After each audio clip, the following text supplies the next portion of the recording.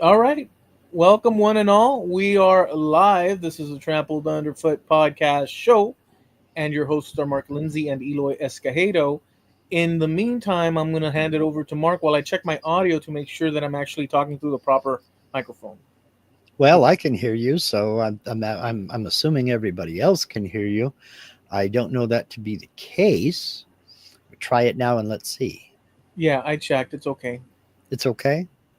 All Yeah, I right. was wondering because sometimes, for some reason, I wanted to check because Oh our man. settings, every time I come back up on here on Trampled, on StreamYard, hmm for some reason, it seems like it resets everything all of a sudden. Well, yesterday I kind of had a panic moment. Windows 10, Microsoft, stop, regroup, back up. Microsoft forced another update, and I was outside in my shed getting ready to do a members only live stream last night, and I spent a good 15 minutes fighting it because it said, um, your system will not let, uh, well, what did it say? Um, your system will not let your Chrome browser access your camera or microphone. Right. And I'm like, what? So I had to go all the way back through all of my settings and everything and retune everything.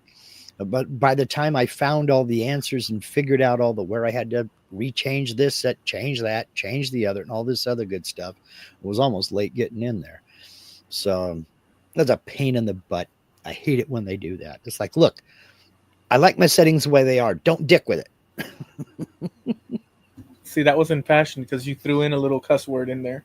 I don't think it's a cuss word, but it conveys frustration, which is good enough for me.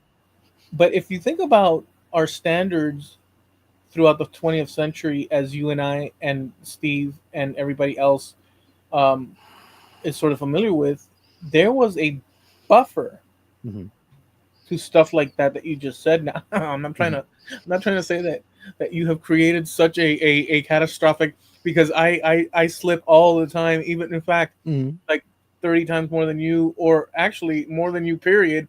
hmm But that's not the point. The point is that your your reply of that, well, that's not. I just see it as an exclamation point of sorts. hmm But you do know that in the life and world that we inhabited hmm in the previous century, hmm which is kind of fun but Yeah. frightening to say, um, that kind of thing. There was a buffer or a a stop. hmm And so on TV and all that, like there was none. But nowadays we hear it all the time, like in Yeah. shows and on TV. Again, allergy central, man. It's killing me. We're doing my springtime pollen hoedown, Shoo. Here Damn. comes milkweed coming down. Then here comes pine pollen spinning round. It's a square dance, man. Anyway, um, yeah, the old TV filter, because you remember George Carlin's 7 words you can never say on television? Yeah. You can take 3 or 4 of those off of his list because I've heard them, you know.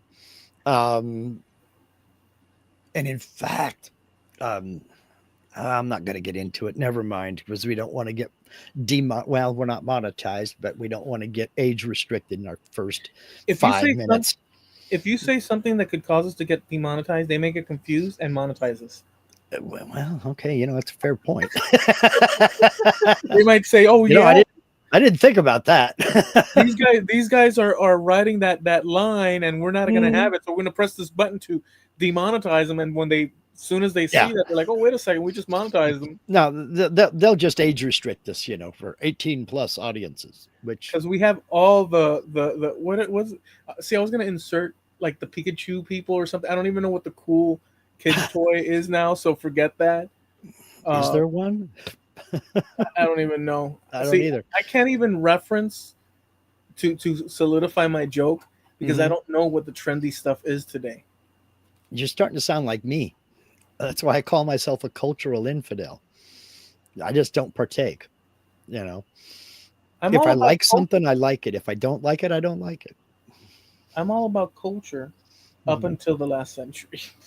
Mm, And some of the recent one, no, some of the recent one, recent meaning in the we're in the second, we're in the third decade of the 2000s. yeah, We're in the third decade of the 2000s, my friend.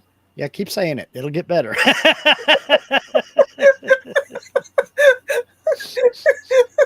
It just doesn't even whatever, dude. I You know know, it does. it's I just like know. I know. no, it's like what the hell is that? Hmm. Honestly, what the hell is that? It's almost it's almost like it is surreal because if you think about see, I don't want to get into that either because we have touched on it, but I'll just mention it in passing. If you think of the lead up to the 2000 Hmm. marker, Yeah. we didn't, or at least I didn't. It was up in the future somewhere, but we were still back here in this place in the present back then, Hmm. Yeah. where it was like a different world. Hmm. And once that 2000 was crossed, it didn't go out like a big bang, but it but as it rolled into that century, this Hmm. century, it sure did go in crazy ways that we would never have imagined. We Yeah. lived a different world back then. We did. And I can go one further. I can remember being in school, oh, probably 70 or 71, 1970 or 71, somewhere in there, and thinking about the year 1980 and how far away that sounded. It just sounded like almost futuristic, almost Jetsons, you know? And then, wow, in the year 2000, wow, man, I can't, of course, this was height of the Cold War, and we didn't know what was happening, and there was a nuclear bomb under every lily pad, and a Russian spy behind around every corner, and all that other kind of crap, and everybody was just kind of paranoid, and we just knew that the world was on the brink of thermonuclear war that was going to end everything. But thinking that far ahead was just foreign to me. You know, a couple of things that are trivial things or just side things, but of note is like back in the 80s for me, one of the things that I did was collect comic books, as you all know, because I mention it every now and then and Mhm. again. And certain covers with the cartoon, the artists and whatnot, Mhm. at the time were really inspired. Like, wow, man, I got my hands on this Batman Mhm. or this Punisher, where it's so gritty, and man, this is so cool at the time. And I remember the covers all my life. It's just I remember the pose of the character and this and that. Only to find in nowadays terms when I bump into because I like it's nostalgic for me. Like I watch kids of today collecting comic books and like they talk about it. I get a thrill out of that. Yeah. And because but every now and then I'll say, look at this classic that I just purchased, and then I'll see the cover that I bought when I was a kid, and they're referring to it like some sort of like Like almost ancient, Indiana Jones, yeah. and I'm like, holy smokes, man! And it's like, and I buy into it, whether it's because it's true, which it probably is, or because whatever, you just have to accept it. But they view it like milestones. Hmm. It's crazy. Yeah. Yeah. It's weird to see somebody getting excited about something you just took for granted in your youth.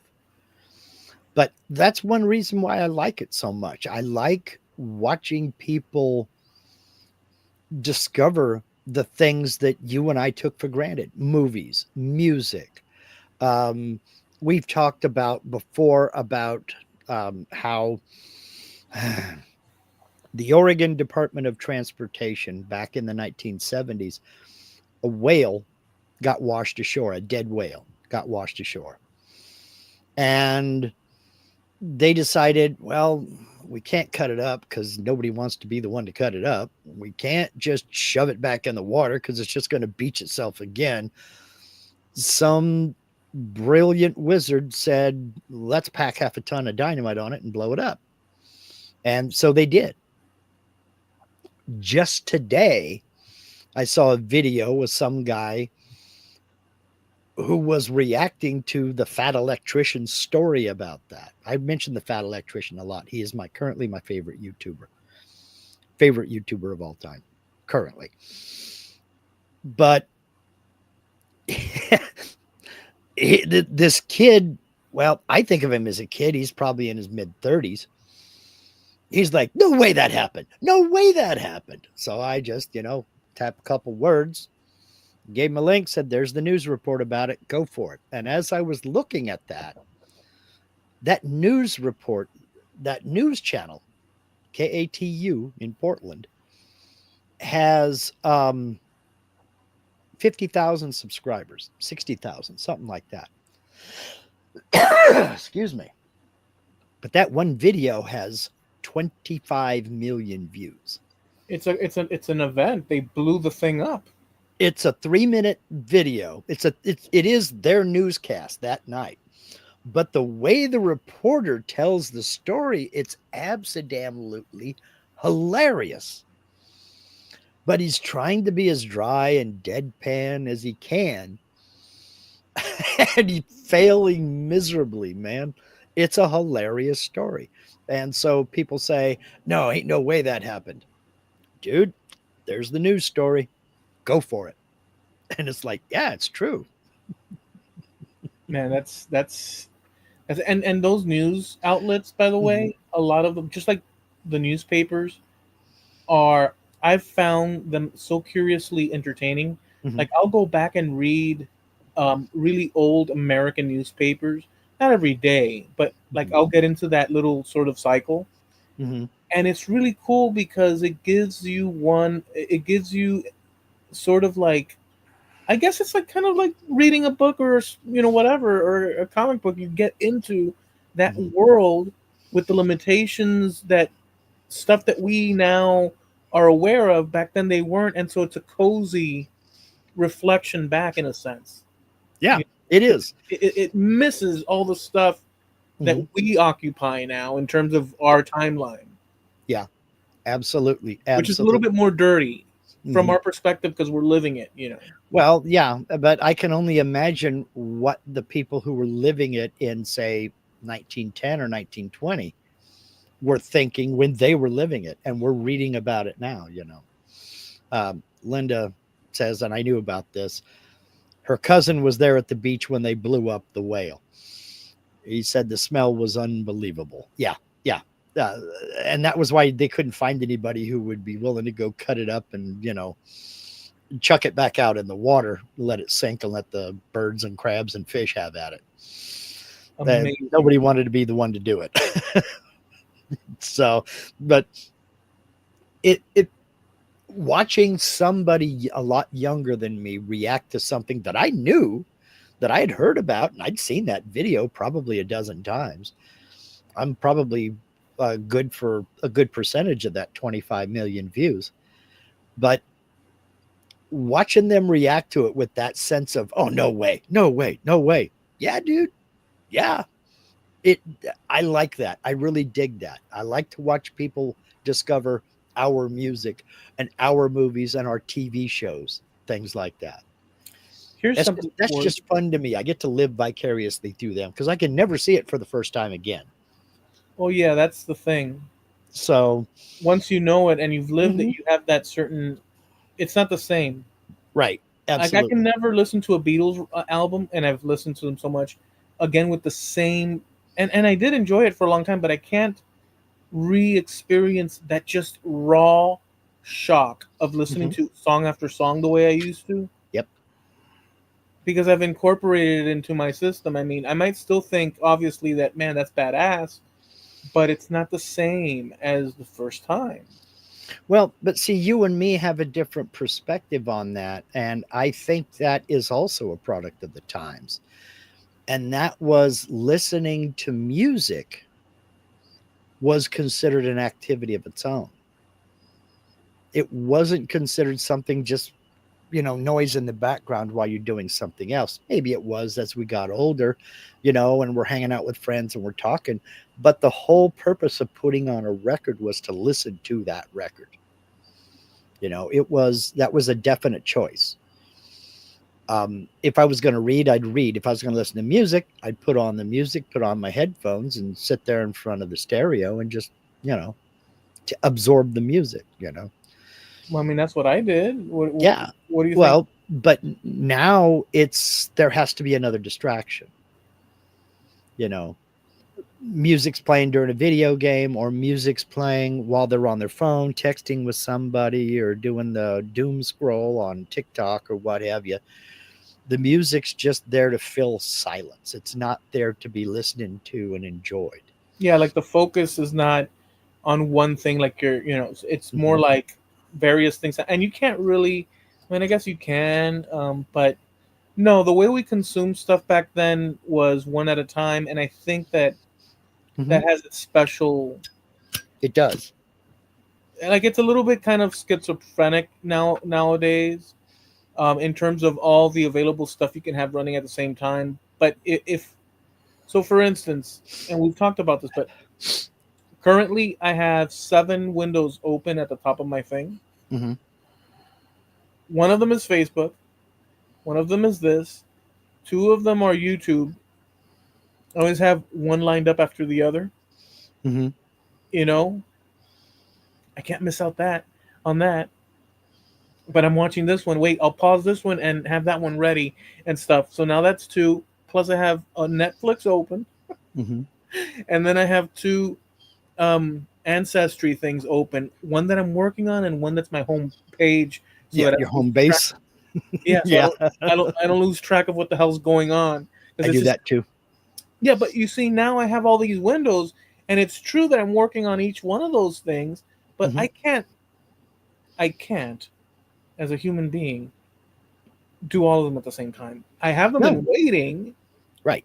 but there's no way. But I do the still, same thing. but if you go back in time and you like, let's say you had a book and music and this, I don't see. I mean, I'm sure people did it a lot, but I don't, to whatever degree. Maybe ambient music, but I just don't see like a heavy metal song and you're reading. I don't see Yeah, that. yeah. You because you're compromising one or the other. You're either not focused on the book or you're not focused on the music. Right. One of the two. So, now that's not to say that I wouldn't have music playing in the background if I was reading, but I knew that I was not going to be focusing on that music. So I'd put on something that wouldn't interfere with my focus on the story. Yeah. You know, you can't put on metal and focus on the story because the metal is too intrusive.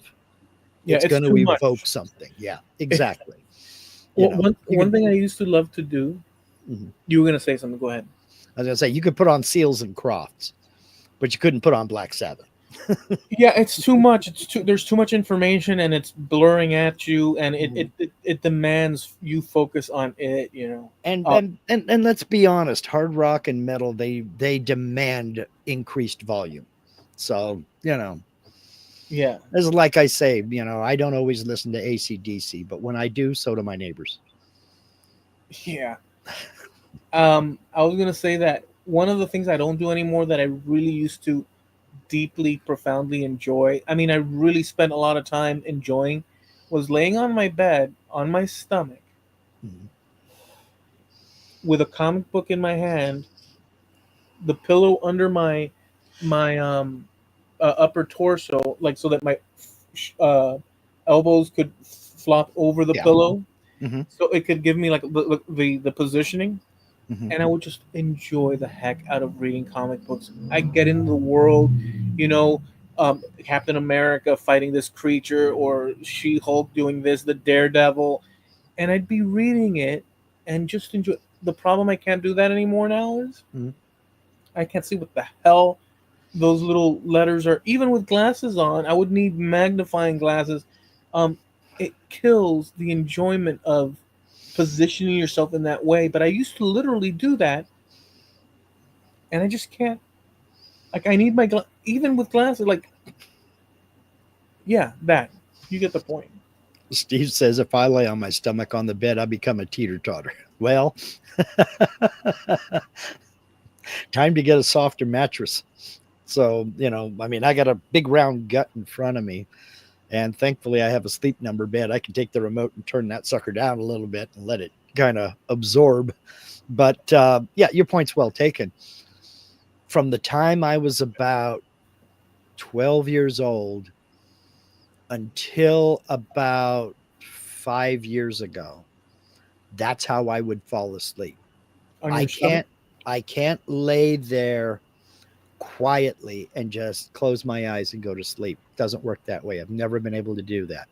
I have to have something I have to have some sort of noise off in the distance to occupy my subconscious so I'll quit the squirrel cage thoughts floating around in my brain. Because if I lay there and try to go to sleep, all of a sudden my brain is in my software trying to draw this and design that. And okay, tomorrow I'm gonna go mow the lawn, then we'll have time, we can make a run to yard waste over at the landfill and drop all this off. That'll work out fine.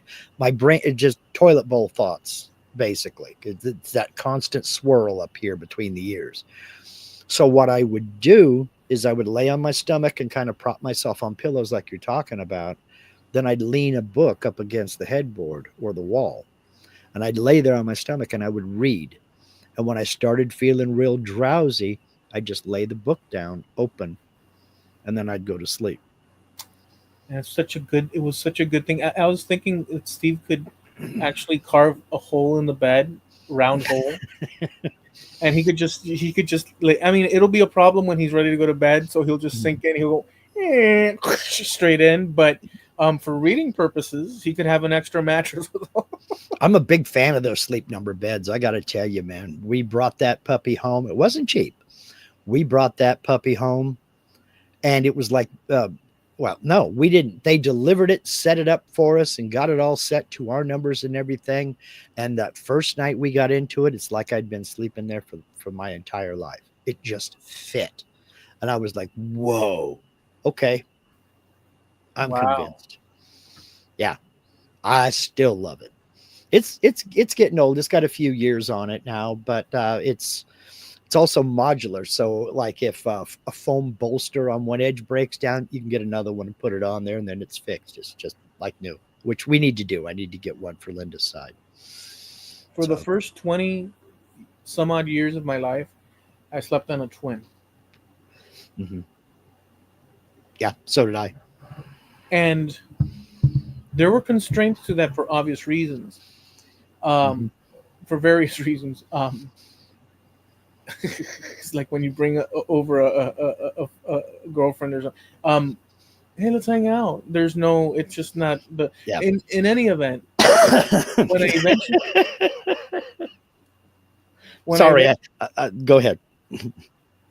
when I eventually transitioned to a regular bed, I transitioned to a regular bed. Um, dude, I didn't know what to do with all that extra space, so Mhm. I'd maneuver to the equivalent little corner so that the edge was right. Like I got used to, like in a way, teeter tottering, like Steve was saying, but in another way, I got Mhm. used to being on the edge, like almost like sleeping on like a mountain edge, and this is where I'm comfortable. I'm comfortable on the precipice. I'm laughing for two reasons. When you said, when you has there restrictions when you bring a girl over or what have you? I just flash back to that scene in that Tom Hanks movie Big, where the girl comes over and he's like, "Oh, sleepover? Okay, but I get to be on top." Talking about the bunk beds, Yeah, you know. But that's great. the main reason I'm laughing is because what you're describing about just dangling on the precipice of the edge of the bed, even when you've got a bunch of room. Yeah, perfectly Lin- reasonable, comfortable. Linda comes walking into me the other day with her phone, the picture up, and she points it at me and she says, "This is what I wake up to when the times I get up before you do." And exactly what that was me, exactly what you just described. My back is to the edge of the bed, but it's like if I just straighten out my legs, I'm coming off of that sucker and onto the floor. I'm Yeah, I'm how, kind of curled up, not quite fetal position with the blankets on me and everything, but you can see I'm hanging way over the edge of that bed. yeah. It's a funny thing. It's almost like, I mean, it's almost like we were trained in the first 20 some odd years or whatever, and there's a whole perfectly rested the good of the bed, and for some reason, Yeah, right it's on the weird. edge. I don't get it. I don't understand it either. I mean, I fall asleep in the center of my side, but I sure don't wake up that way. It's and just one of those and it's things. weird. I was in twin beds until I was engaged to be married the first time. And when I was about a couple months away from getting married, my parents are like, "Well, can't have twin beds anymore. You're gonna have to get rid of this single." I was still living with my folks for the first little while, probably about the first 8 9 months, and then we moved out on our own.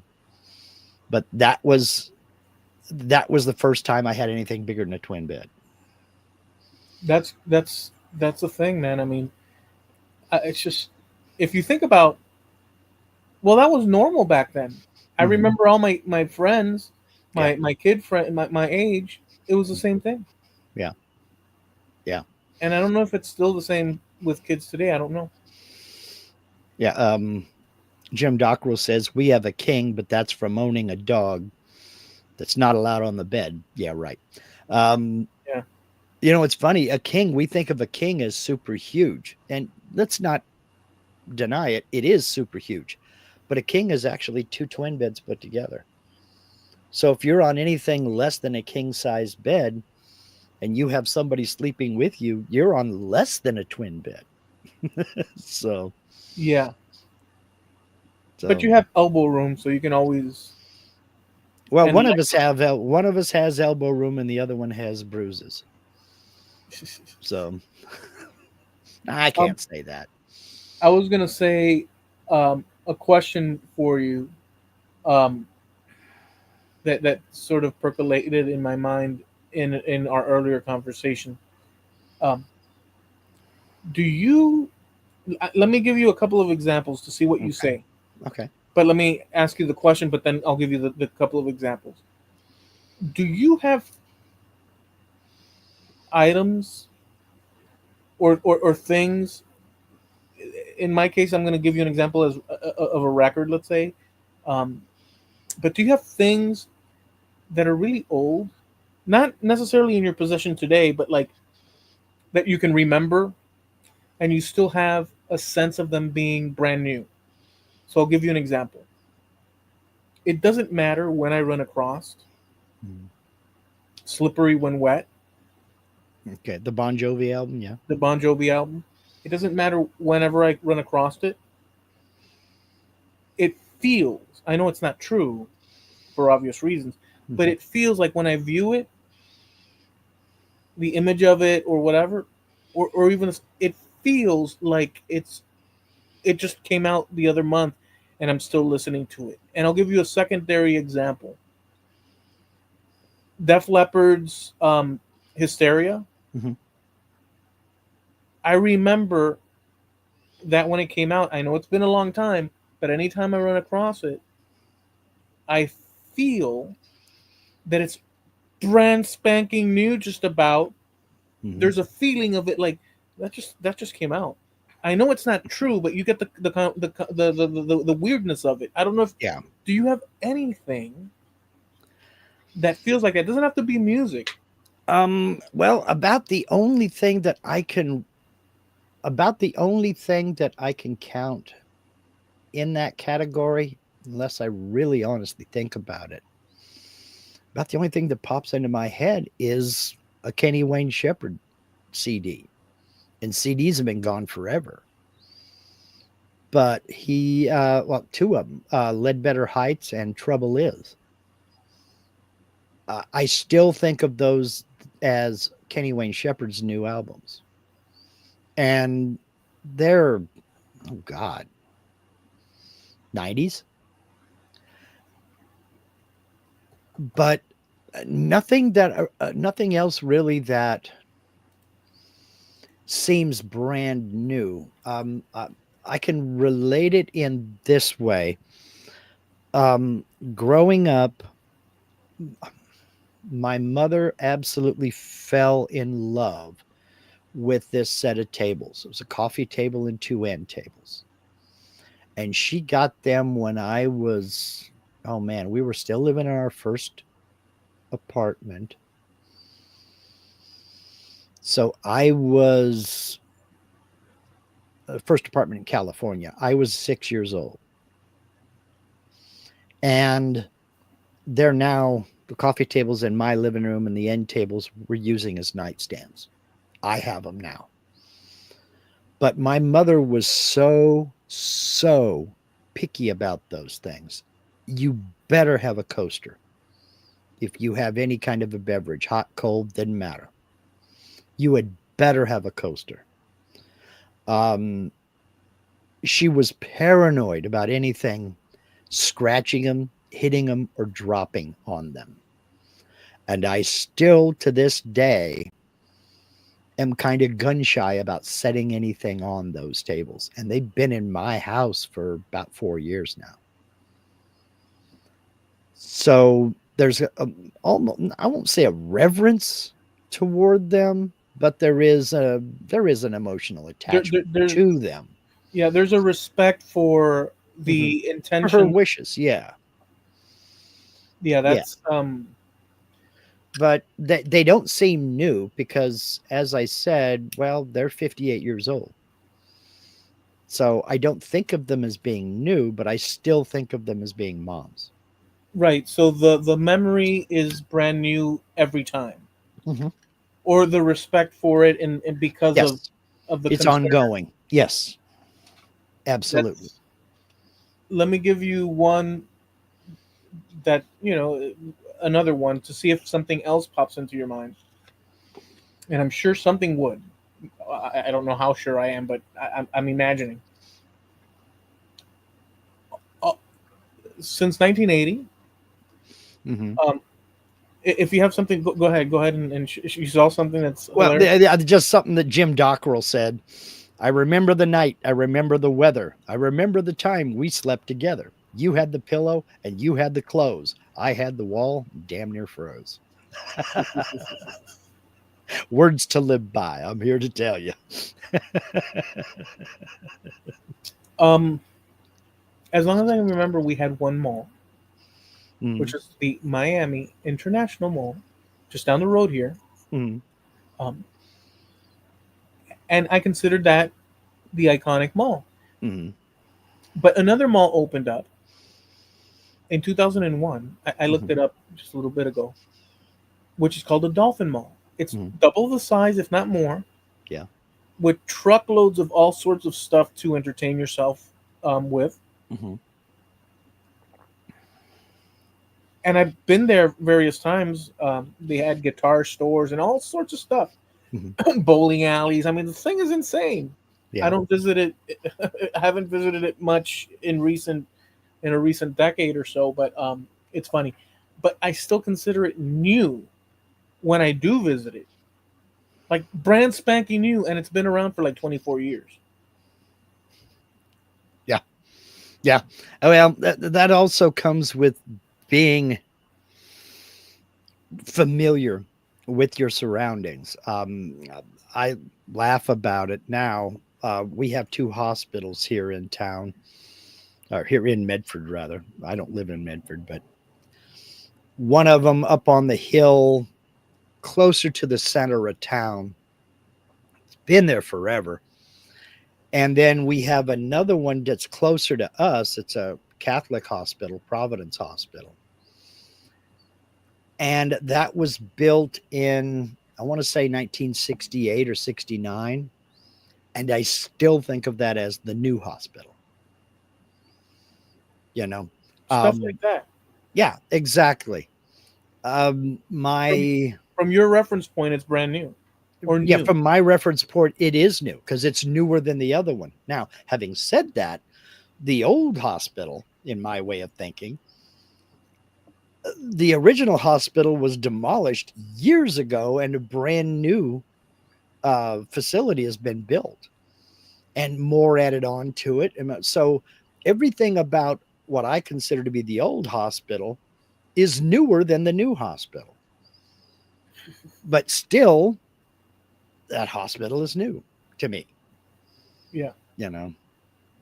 So yeah, I still can't get used to the fact that we have a mall here, and its popularity has come and gone, and not many people go to the mall anymore. So Lord knows what it's going to be.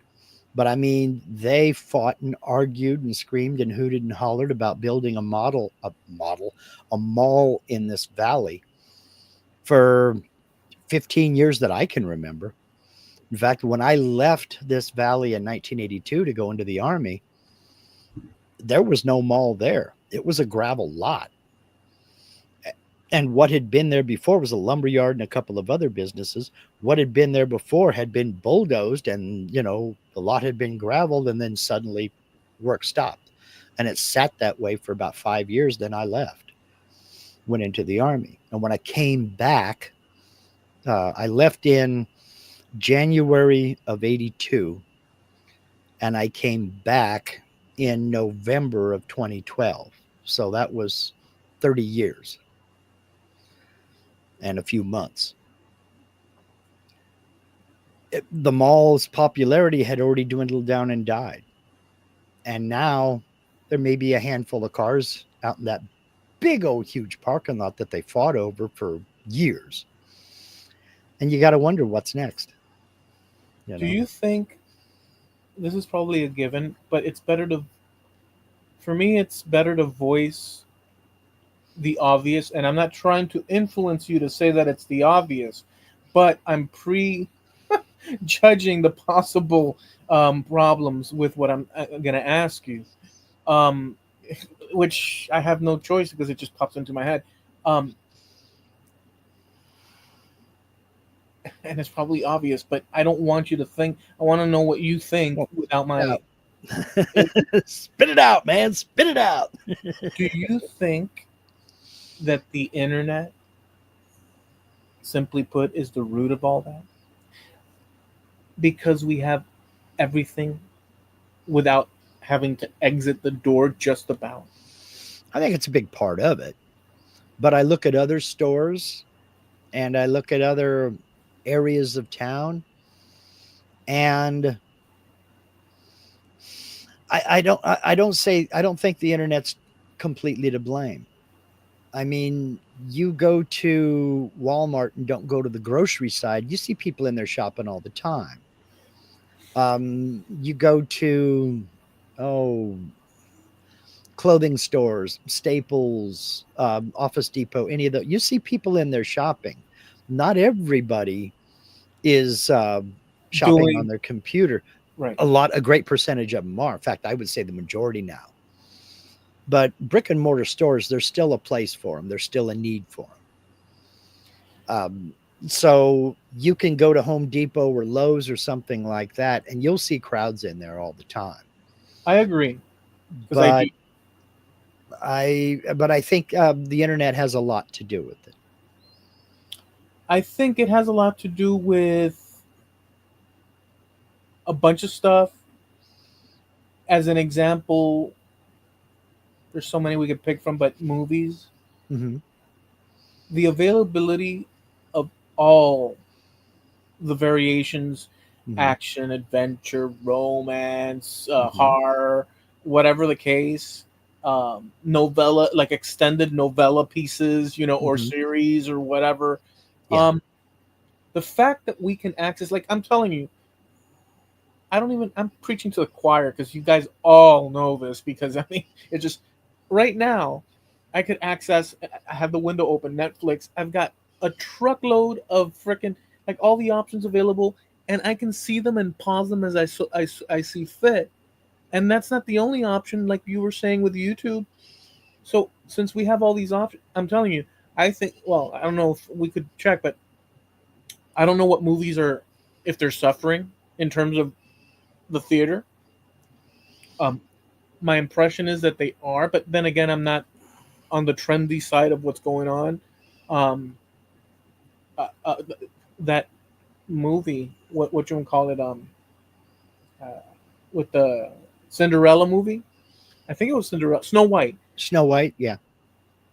They say that they put in I don't know how many millions, or forbid if I say I don't know what It figure. hasn't broke even yet. Yeah. It hasn't even broke even. Hmm. Um, but that might be a cause because of the But controversy of it, this it lady. it is. I think it is. It's a result of that controversy because I can only speak here anecdotally. At least around here, the theater parking lots are usually pretty crowded.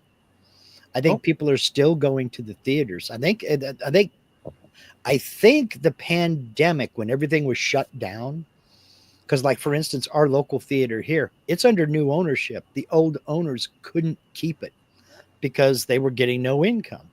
So it sat vacant and was finally bought out, remodeled, and it's under new ownership now. But I think they're doing okay. The parking lot has always got cars. So, but the thing about streaming services is, yeah, you can get on Netflix and you can browse until your eyes fall out now. But as other streaming services found out, when Disney, for instance, bought the Star Wars franchise, they wanted so much money to keep the Star Wars franchise on another streaming service that most of them let it go. They weren't getting enough income from it to pay to keep it on their streaming service.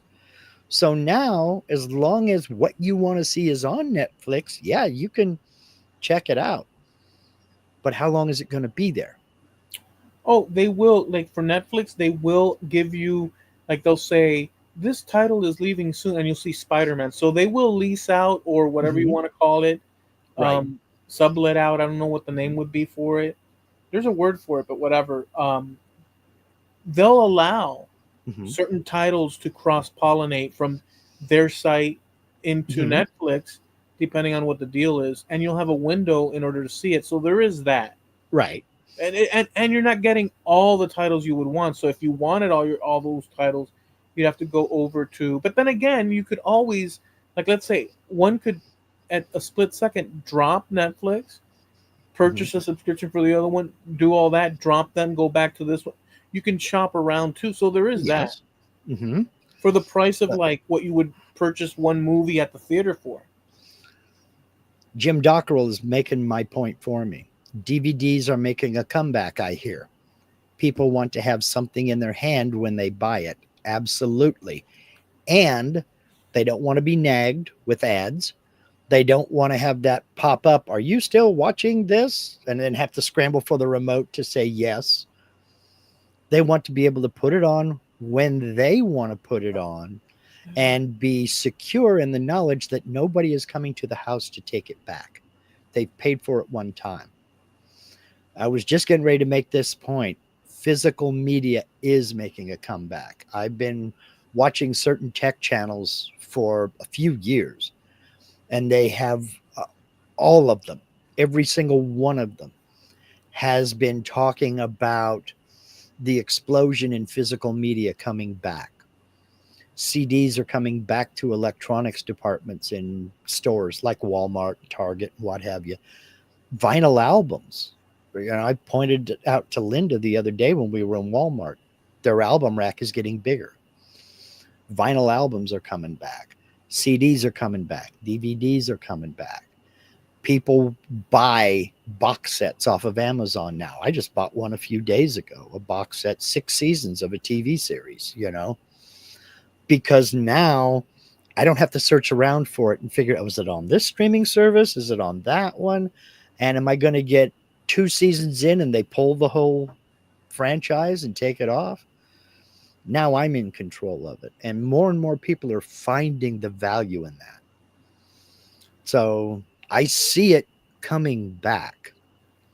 Okay, I differ in your thing, in your yours and Jim's thing. Be, Mhm. and obviously, I'm just from my point of view.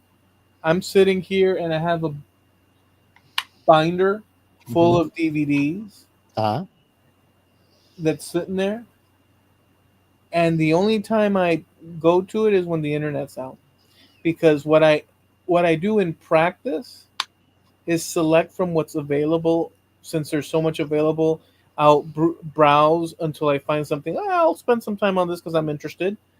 That's mostly what I do, and I suspect that aside from me having the collection of that '70s show, hmm. because I really like that show, like it's really I like Yeah. that show a lot, or the Lord of the Rings movies, which I have.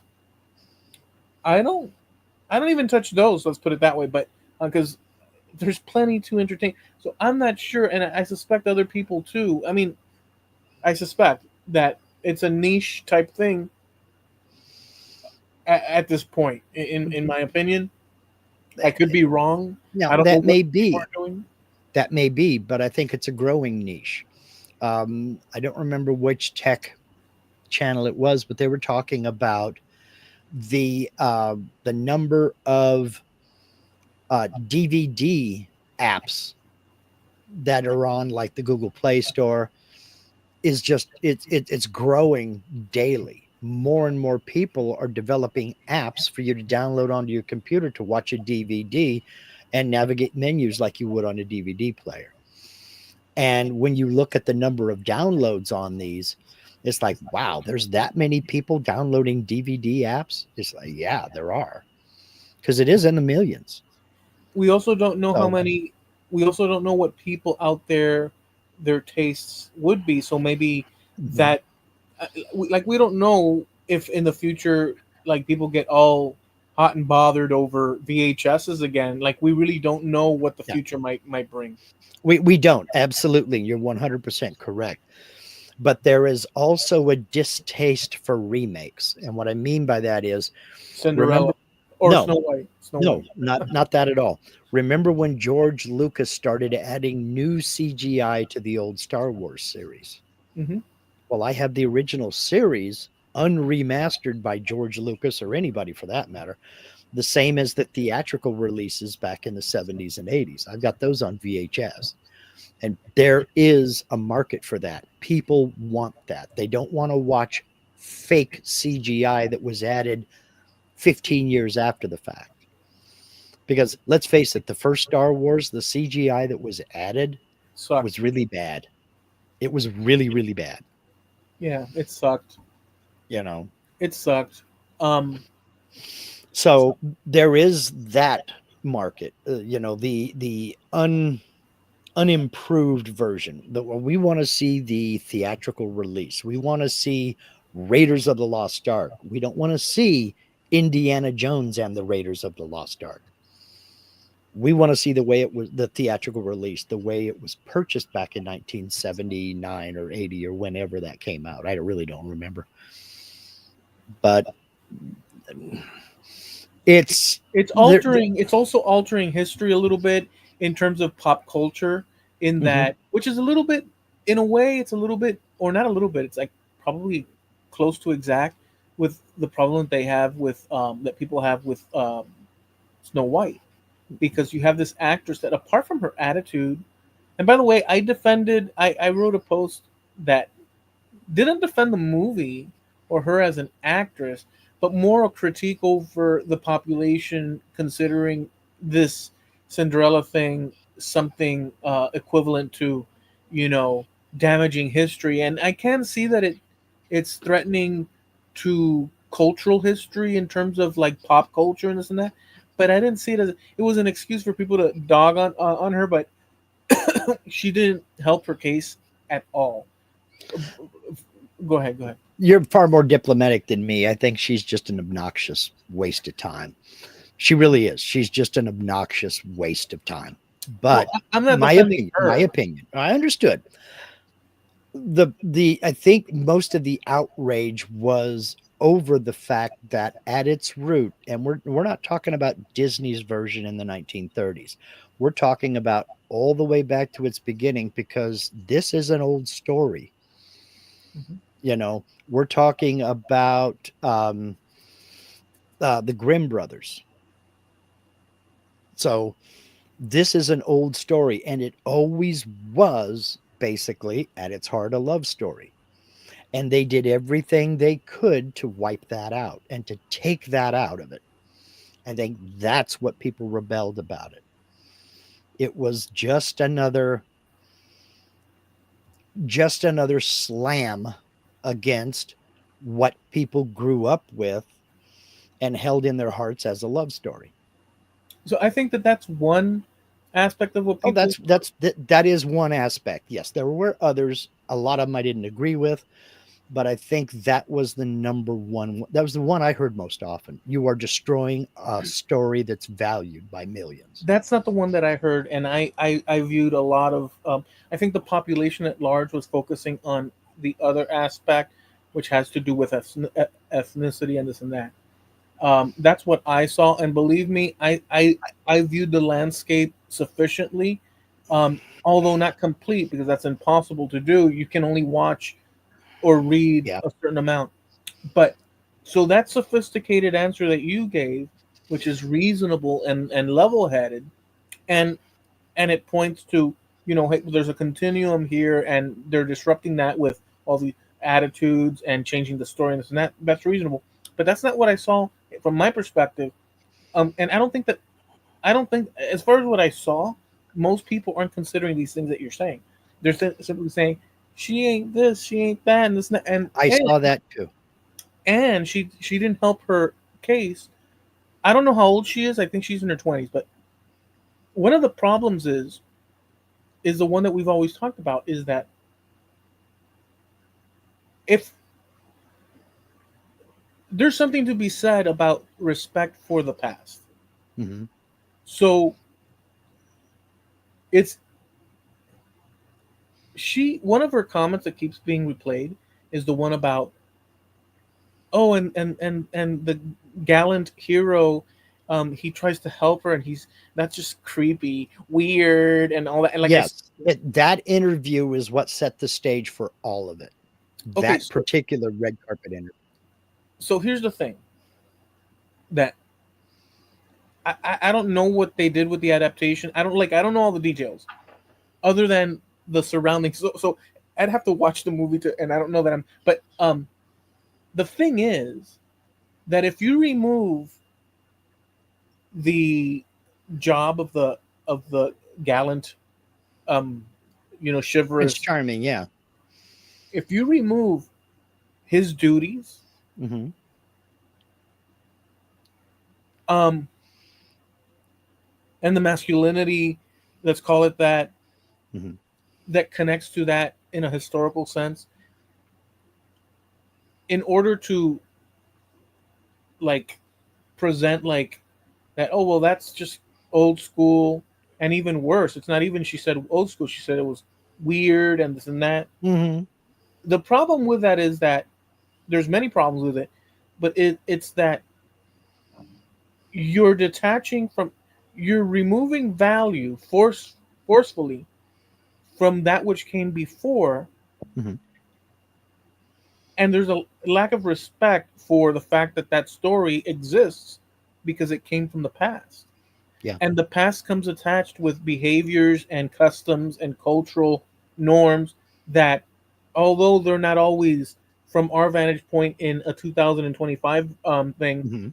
always perfectly how we would handle something in today's life, um, in terms of interactions, men and women, and this and that, it's still the way she went about, and she's probably in her 20s. Well, And so, well, let me just wrap it up in this sense. My point is that she's a young person. I would I would assume she should be instructed on these things. I don't know how that works, but she's a young person growing up in the lessons being taught today that are not necessarily the right ones in terms of you crapping on the past in that fashion. It's the same thing we've talked about with the Civil War and all this and that.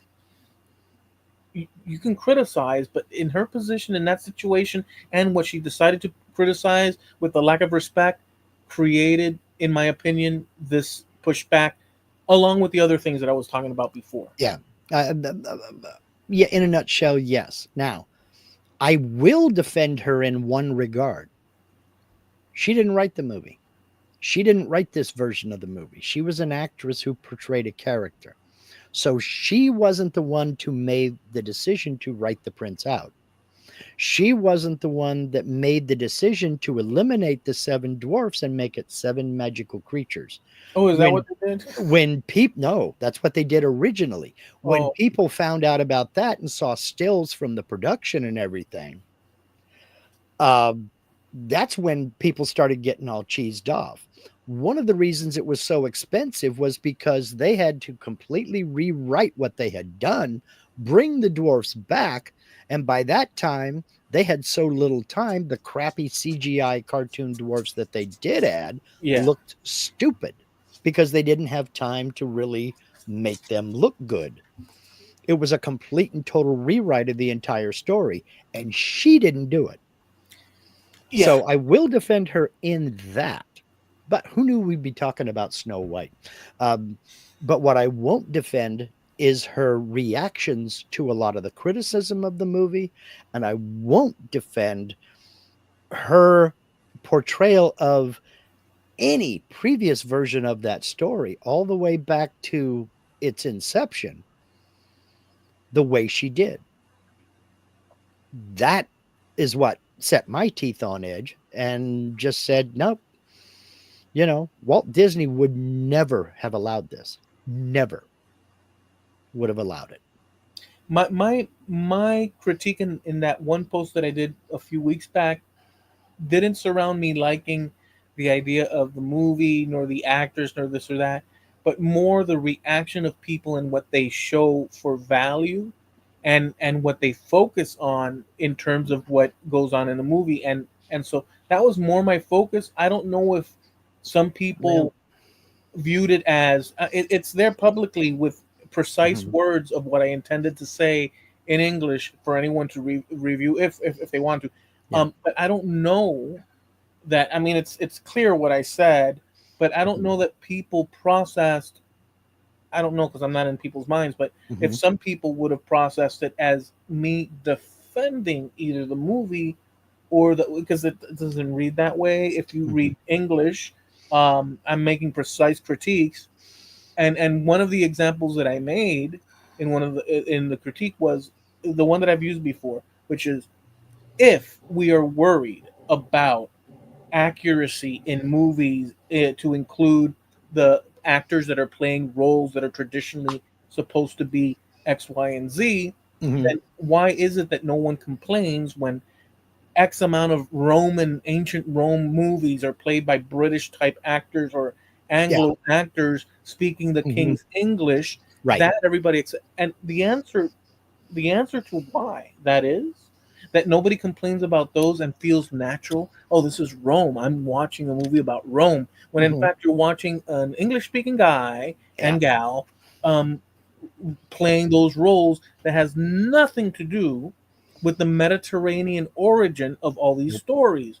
But people accept it because we've grown up in an American sense, English speaking, across history, where these things like Charlton Heston, and by the way, I Mhm, love the Ten Commandments and all these. That's not my argument that I don't like it. My argument is that I know it's just acting. We're watching a movie. If you want the real mhm, nitty gritty, that's what books are for. mhm, But this is all pretend time, mhm. and so that was kind of my Yeah. argument. Yeah. Nobody got pissed off at Brian Blessed when in I Claudius. A story about the Roman Empire played by, as you say, a bunch of Brits. Nobody got upset about that. Yeah, Nobody got upset about Charlton Heston playing Moses.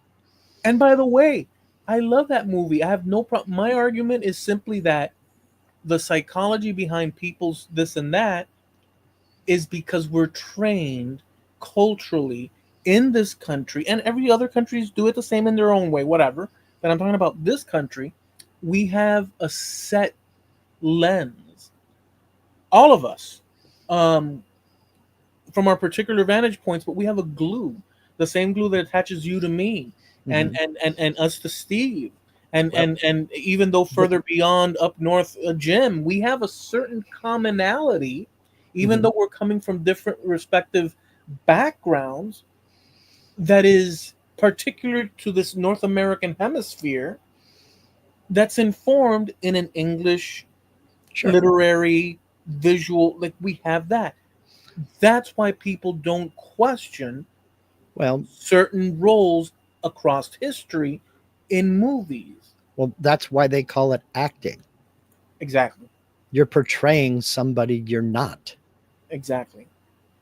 You could argue, you could argue properly that some roles, but we're used to it. That's the problem. If you're used to, like Captain America came out Mhm. and he's now African American, Mhm. I have zero problem with that. I don't either. I have a problem with the actor, but I don't have a problem with that. I don't have a problem with Nick Fury being played by Samuel L. Jackson. As a matter of fact, I can't picture any other Nick Fury. I will say this. Well, no, I can, because I Well, grew up because reading it. you were a big time comic book fan, I but grew up. I can't picture anybody else playing Nick Fury. Like I couldn't. Oh, what's his name? The guy that played Thanos. I couldn't picture him playing Nick Fury. The thing about comic, like the thing about, so this is slightly. Let me see if I introduce this because it's an interesting curiosity. Mhm. I grew up reading comic books, Mhm. and to be perfectly honest with you, in a sense, even back in the day, comic books were kind of woke. Yeah, they were kind of forced into it, but yeah. No, no, no, no, no. Well, What I'm with the comic book rules and regulations and all that other stuff, they were kind of forced into it. But go for okay, but that's been throughout the history it. because Hmm. but notions of integration. So comic books, from my perspective, and they're there to have always introduced these ideas that are um, more lenient in terms of Hmm. roles and Yeah. gender stuff. In terms of like a woman in a strong role, this and that. We Hmm. grew up reading these things, and Right. it could reflect the times. But what I'm getting at is that there's always been this inclusivity concept because it's Hmm. the nature of comic books, superheroes, and this and that they're there to protect the They world. they were heroes, exactly. There's that. Now, with that said, and incidentally, and sometimes the roles, you would have, people like the Nick Fury and this and that. So it doesn't, it doesn't differ from the comic books in that when you see these movies and you have now a Samuel L. Jackson or so that, it doesn't really, yeah, it's not the Nick Fury you read in the comics. You see the diff, but it works within the superhero thing from my vantage point of reading it from back in the day. But this is the one that I wanted to get to. I said woke in it's a loaded word, but the idea was more of a universality Hmm. I'm trying to clear that up Yeah. because it could jade the dirty the waters.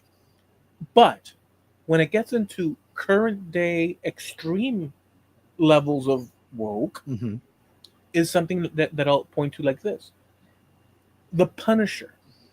Hmm. They kept them as the same Punisher, like the brand new Punisher, except that the skull was too machismo, or I don't know what the story was. This was a few years ago.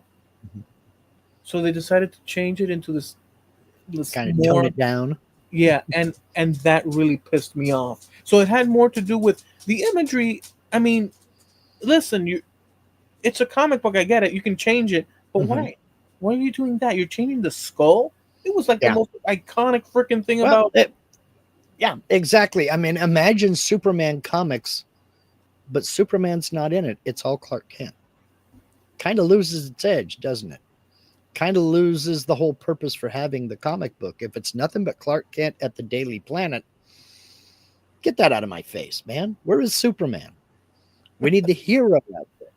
And that's one thing I always thought was more or less an unwritten rule when it comes to comic books. It didn't matter what sex the hero was, didn't matter what color the hero was, it didn't matter the hero's origin story. A hero is a hero, and that's just it. Didn't matter if it was Superman or Wonder Woman. It didn't matter if it was, um, oh heck, I mean, go down the list. In the comic books, Hulk or She-Hulk. It didn't matter. It didn't matter if it was the Black Panther. It didn't matter if it was the Silver Surfer. A hero's a hero, and that's all there was to it. The There thing were about there were a few anti-heroes as well, but mainly it was just hero is hero. yeah, the thing about today's world is that all these releases, be it comic book hero movies or Star Wars and stuff, Mhm. um, I'll say it like this: there seems to be an unwritten, like you're saying, something, and I guess the tolerance depends on the people.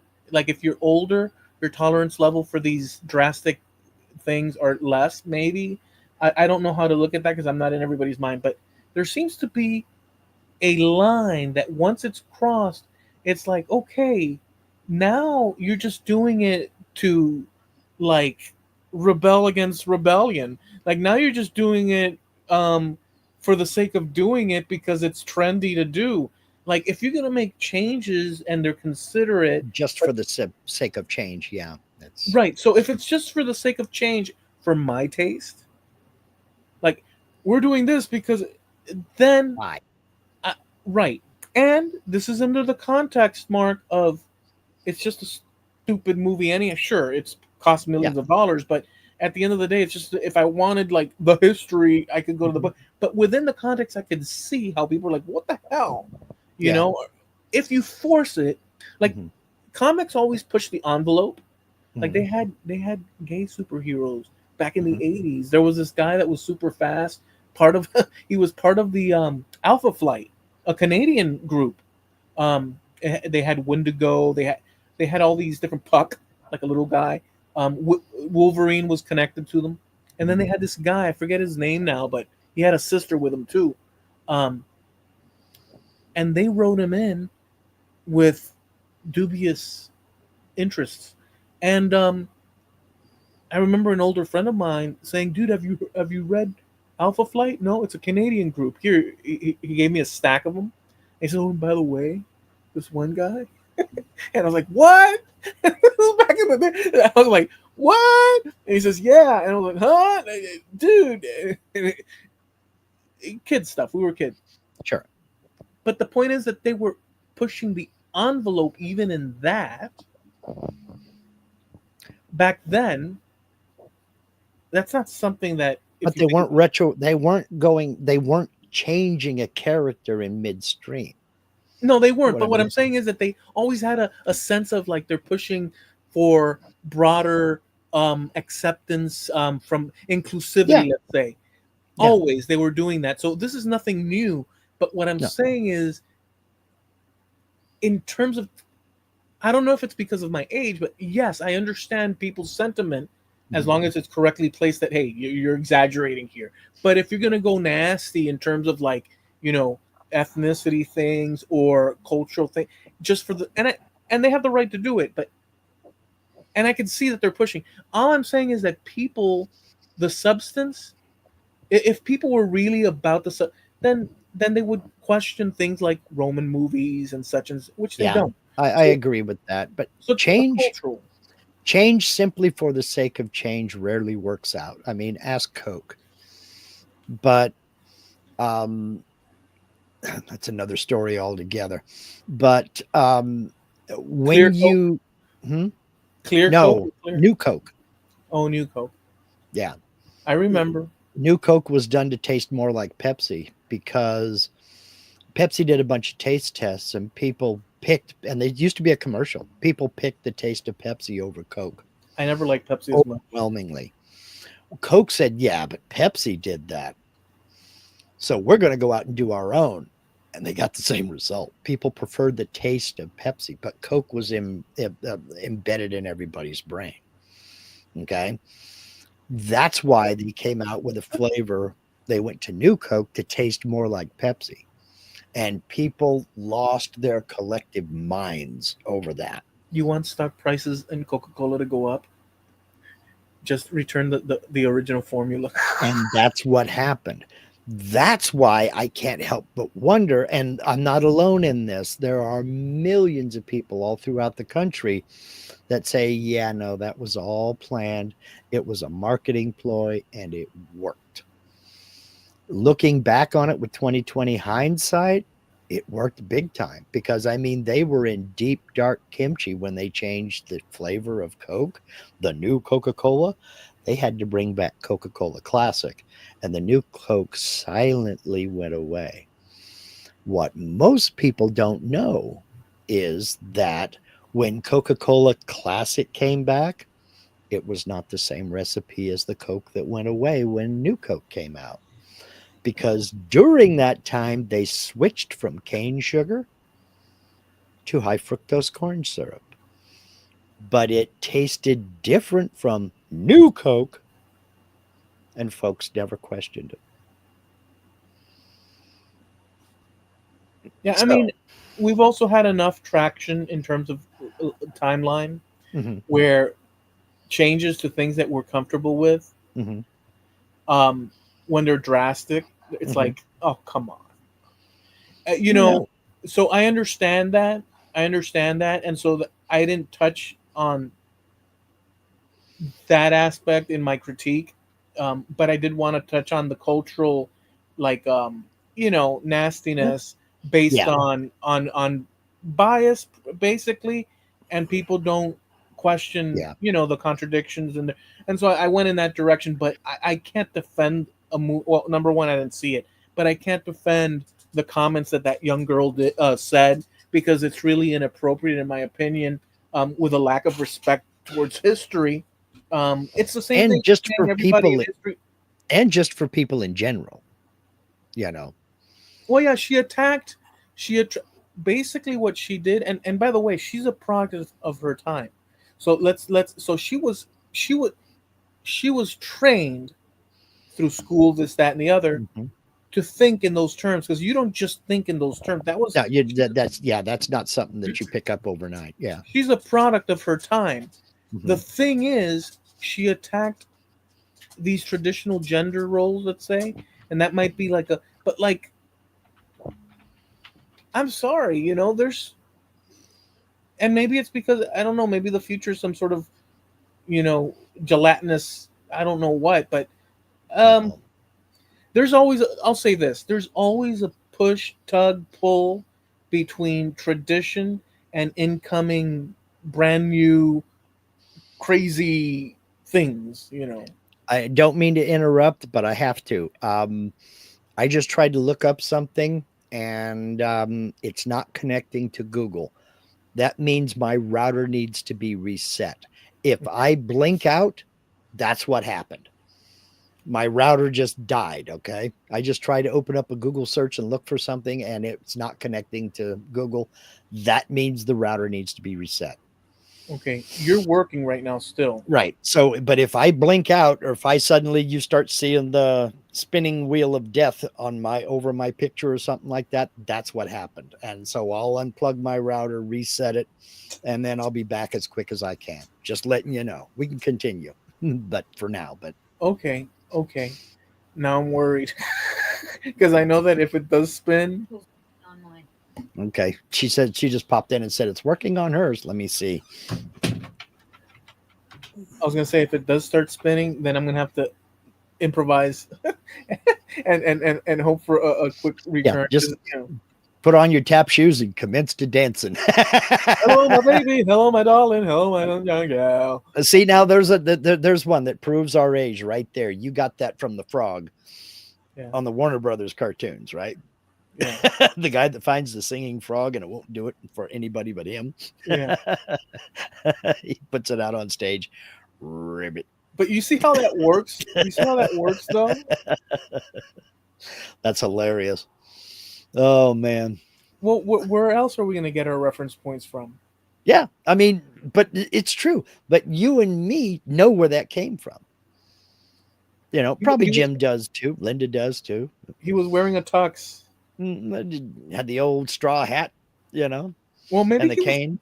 maybe he was all green and naked, but yet wearing the hat. I don't remember that I part. don't either. He did have a cane though. Yeah. Yes, he did. So, hmm. Okay. Well, anyhows, um, it's nope. It's not okay. Maybe we used maybe in my conversation, I used too many inappropriate keywords, and Google said, "Oh yeah, how's this? If you think about that, how's this, son?" Yeah, Linda's over here troubleshooting while we're going off. She says, now it's off. I think it's just Google. No, because I just tried to go to YouTube and it didn't load. And I tried to go to another, let's see, what am I trying to go to here? Craigslist. Nope, it's not connecting to Craigslist either. This means that our router connection is about to die. So, but Well, crap. we'll see how long it lasts. That's all right. Well, we've been going for an hour and 15. That's fine. But let's see. Jim says, I love Bugs Bunny Roadrunner and have never tried to blow anybody up with a rocket or drop an anvil on them either. Speaking of which, Jim, have you heard of this theory about the Bugs Bunny and Roadrunner? I mean, it's amazing where we get these ideas from. It kind of blends in with comic books. There's a theory out there that Bugs Bunny and Roadrunner is basically a cartoon version of Wile E. Coyote's Hell Loop. He's living in this hot, desolate land. And no matter how ingenious he thinks his method of catching the Roadrunner is, he always comes up that short. Yeah. The Roadrunner is just out of reach. And then he'll like fall 500 feet out of the sky and you'll see a little poof at the bottom. You know, it's it's one of those things that you're watching Wile E. Coyote's Hell Loop, and that it's always predestined. It's gonna happen. It's not just good guy versus bad guy. Had you ever heard of that before? No. No. What popped into my head is, those. I don't know where they came up with, because this is old stuff, like from the 40s, right? 40s and 50s, yeah. So I don't know, but in the cartoons, they always had like this black circle, and they toss it on the ground, and the other guy would just It fall would be through a it. hole, yes. But they could pick it up again and put it on a wall, and now it's a cave that we could drive through. Or painting a tunnel and a truck go through it, or a truck come through it from the other direction. Yes.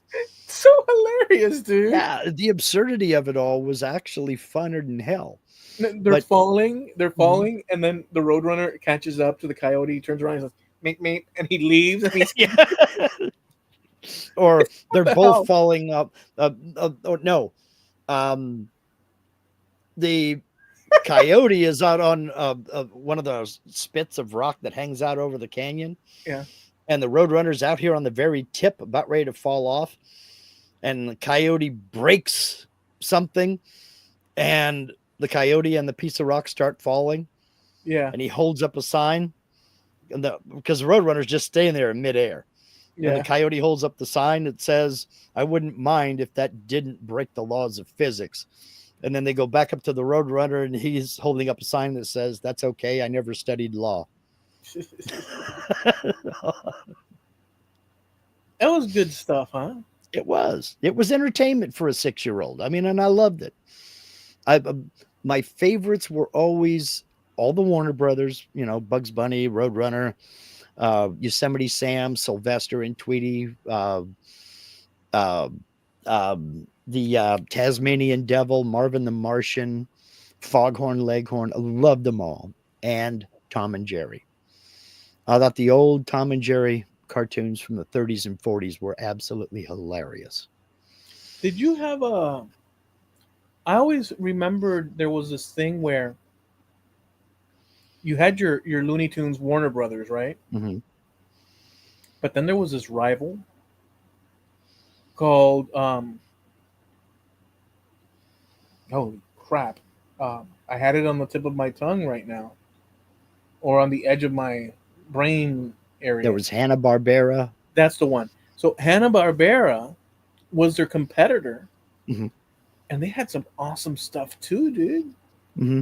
I mean, I just loved it. Was such a beautiful experience for kids. It was Yeah. awesome, dude. They had so much good stuff. I mean, Scooby Doo, Yeah. Heathcliff.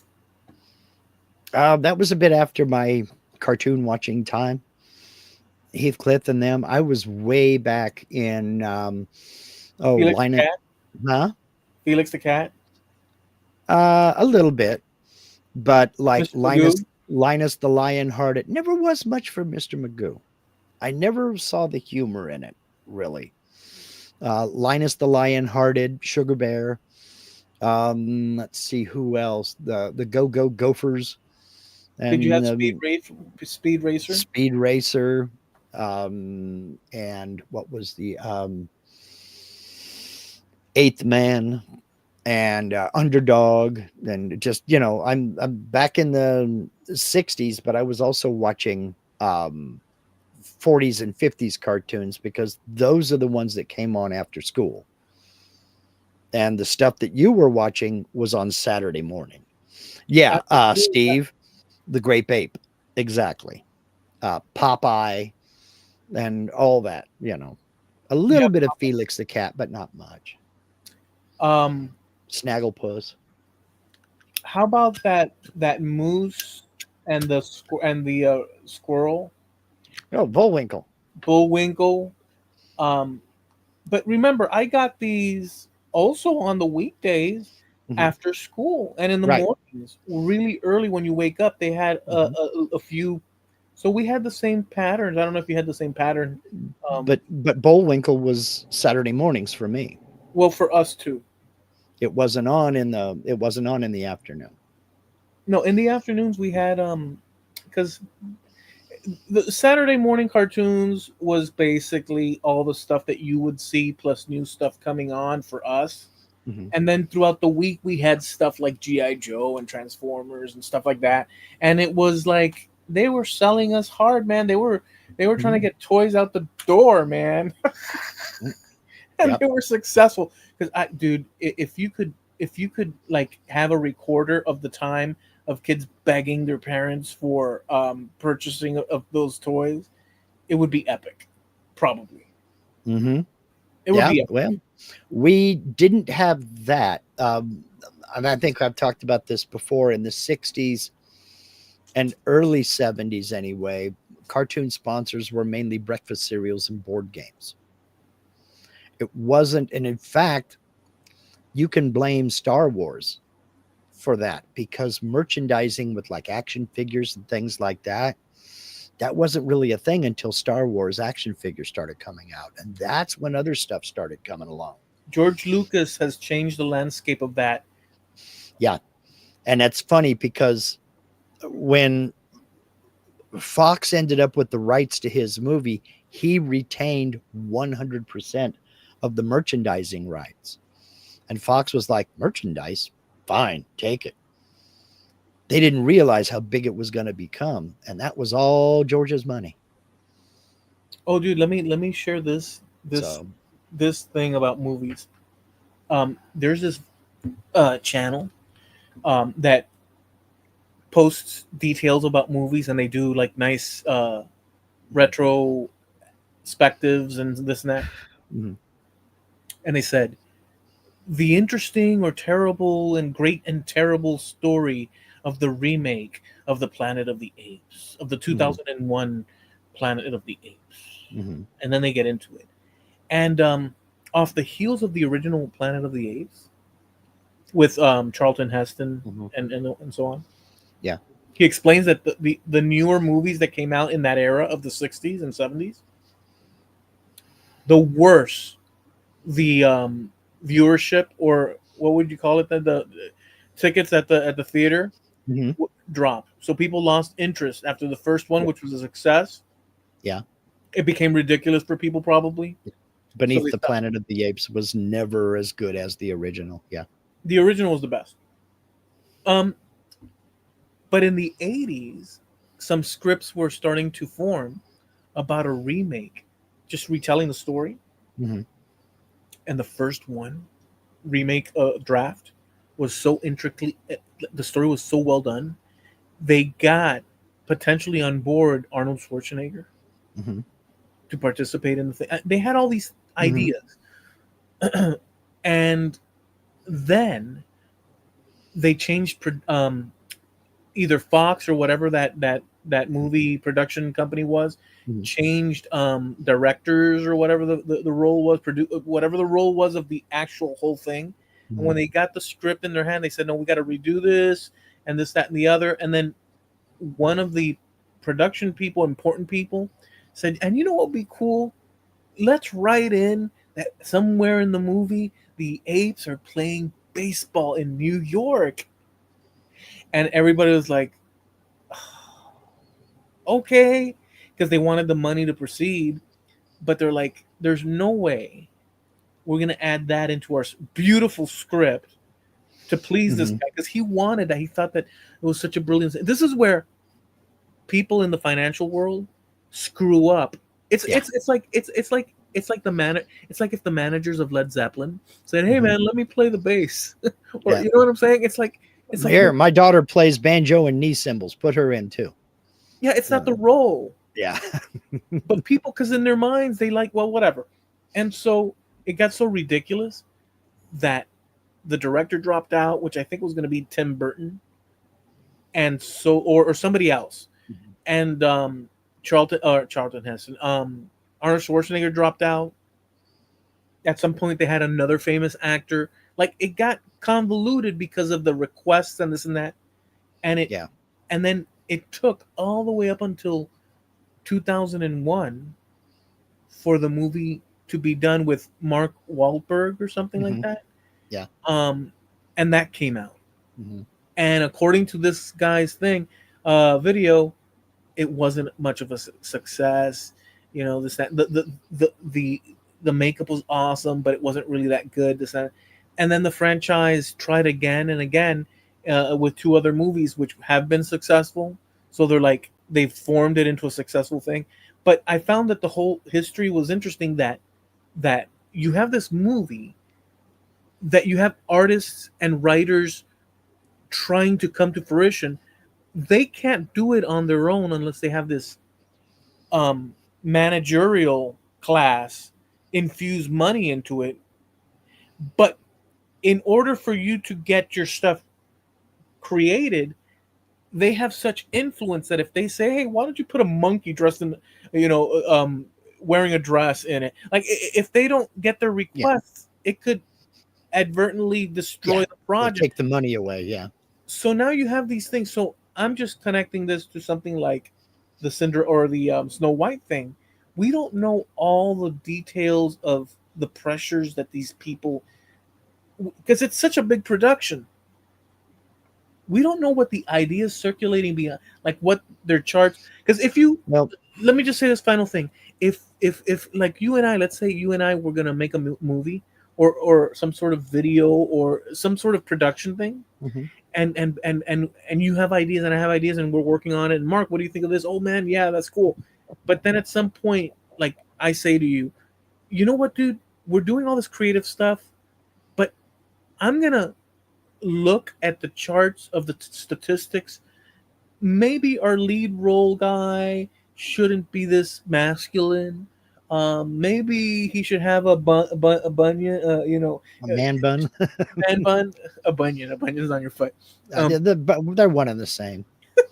well, maybe he should have a man bun and a bunion. But the point is that once you start in your art looking at what people like,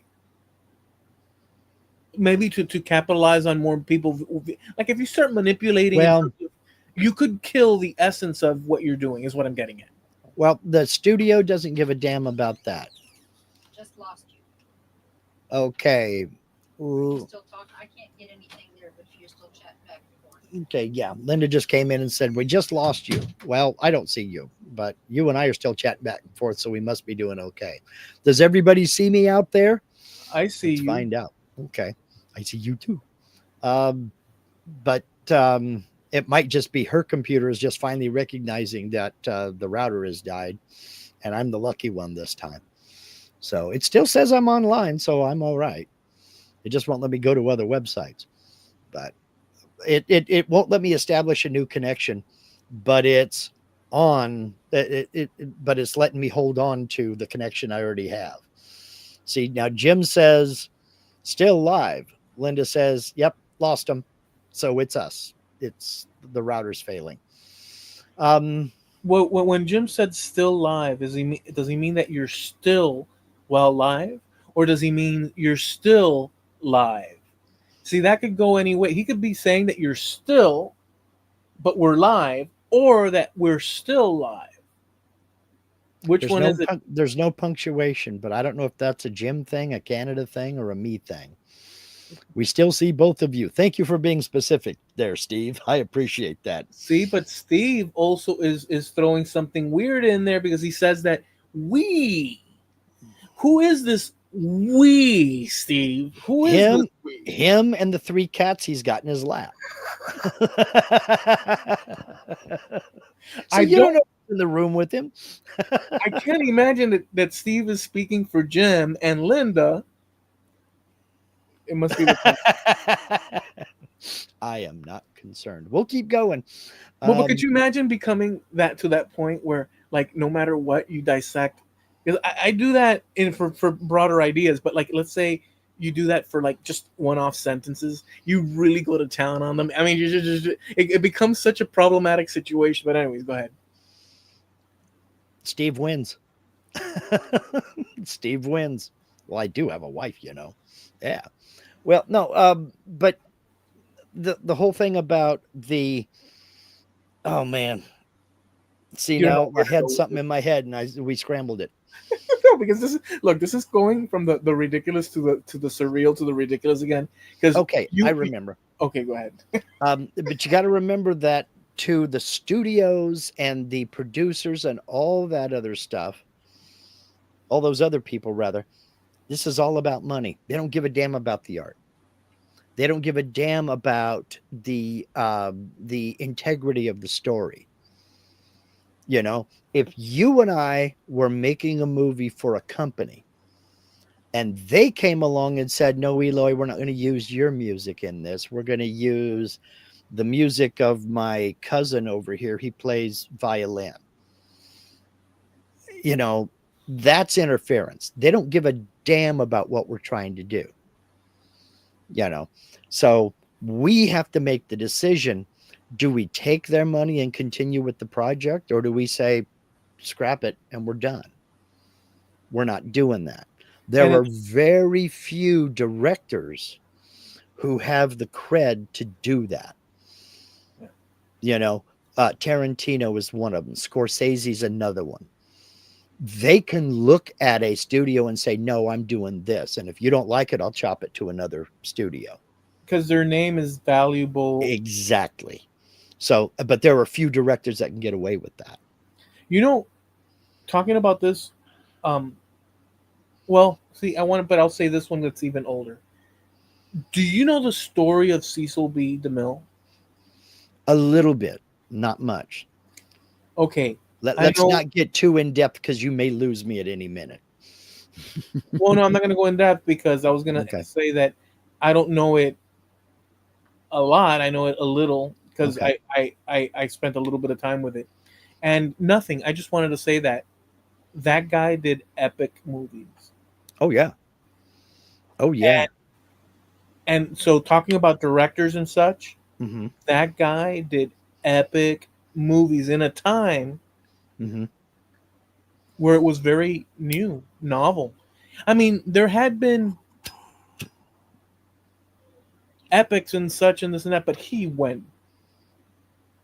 the originator. Yeah. As far as anything.